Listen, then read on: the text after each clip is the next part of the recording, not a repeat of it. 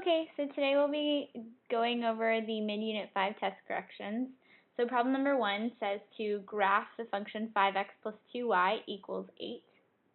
So our first step is to put that into slope-intercept form, so that means isolate y. In order to isolate y, I need to isolate the y term, so I'm going to subtract 5x from both sides.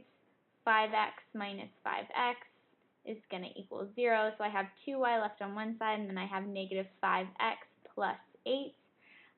In order to reduce 2y to 1y, I'm going to divide both sides by 2, which means I'm going to divide everything on both sides by 2. So I'm going to be left with y is equal to negative 5 over 2x plus 4.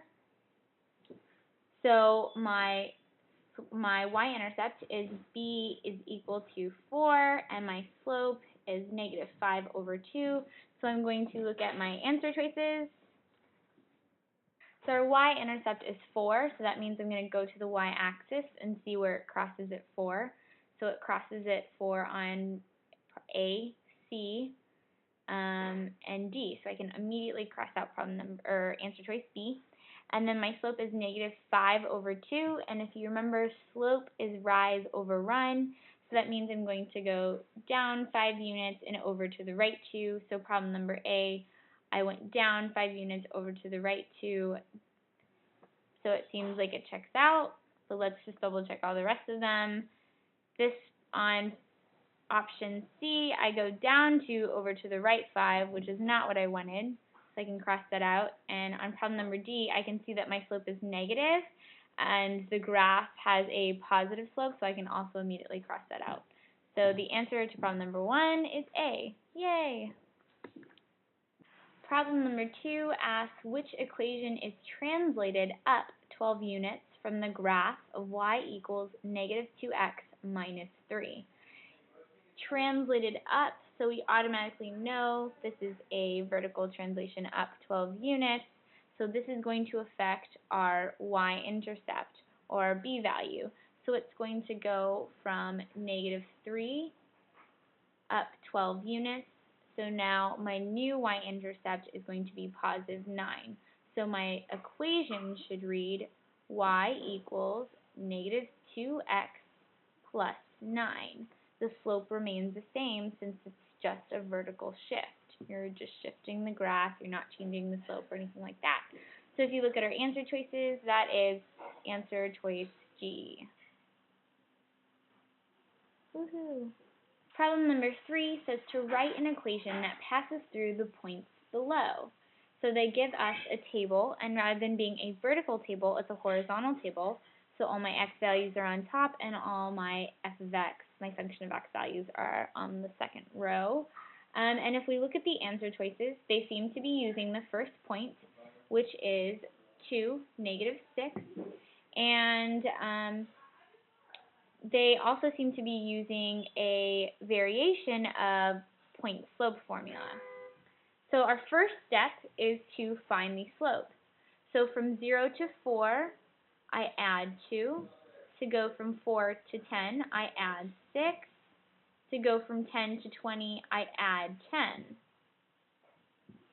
To go from negative 6 to negative 5, I add 1.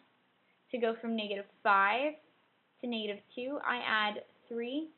To go from negative 2 to positive 3, I add 5. So my slope is going to equal my change in y's over my change in x's.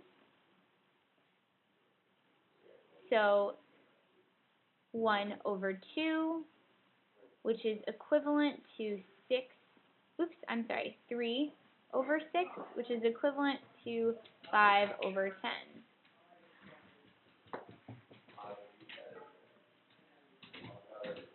So now that we know our slope is 1/2, and we're using the point 2, negative 6, we're going to write it in point slope form. So it's y minus y1 is equal to m parentheses x minus x1.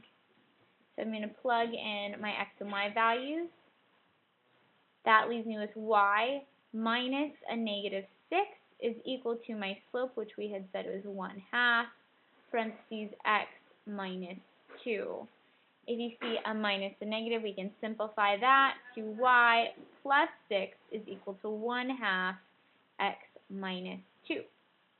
Now, if we look at our answer choices, it's not exactly point slope formula. If you'll notice, y is isolated, and there's a little something extra hanging off here.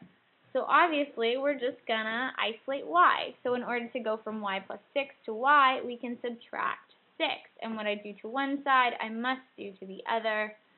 So my equation will read y is equal to 1/2 quantity x minus 2 minus a 6. And if we'll see, option number C is that exact answer. So boom, there we go. In problem number 4, we're given a graph, exterior temperature over time, and the problem says interpret the x-intercept of the graph shown below. So my first step, of course, was to underline x-intercept and circle the x-intercept. So x-intercept is where the graph crosses the x-axis, so I'm going to circle this point right here, and the point is 2, 0. So now, without even looking at the answer choices, I'm going to look at the graph, and I'm going to see what that even means to me. So my x is the time in hours, so in this case, it will be 2, and my y is my temperature in degrees Celsius, and at this point, it's 0. So what I've concluded is that after 2 hours, the exterior temperature was 0 degrees Celsius. So that's exactly what I'm going to write down. Before I look at any of the answer choices, I'm going to write after 2 hours, the exterior temperature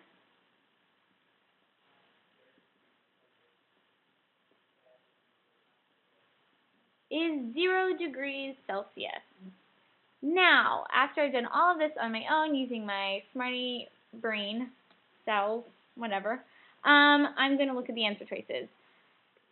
Answer choice F, at 0 hours, the temperature was -20. Let's look at that. Yeah, that's actually accurate. But is that my x-intercept? No, it's not. That's my y-intercept. So I can immediately cross that out. I'm looking for something that resembles the statement I just came up with. Answer choice G, the temperature rose at a rate of 10 degrees Celsius per hour. Maybe that's accurate, maybe that's not. I just know that that doesn't sound like the sentence I came up with. I can cross that out. H, it took 3.5 hours for the temperature to rise to its highest level. Answer choice J, at 2 hours the temperature was 0 degrees Celsius. Now, that's pretty darn similar to the sentence I wrote down. So let's put a little check mark by it. And let's read answer choice K, the temperature rose at a rate of 5 degrees Celsius per hour. We can immediately cross that out. Now we know our answer is J.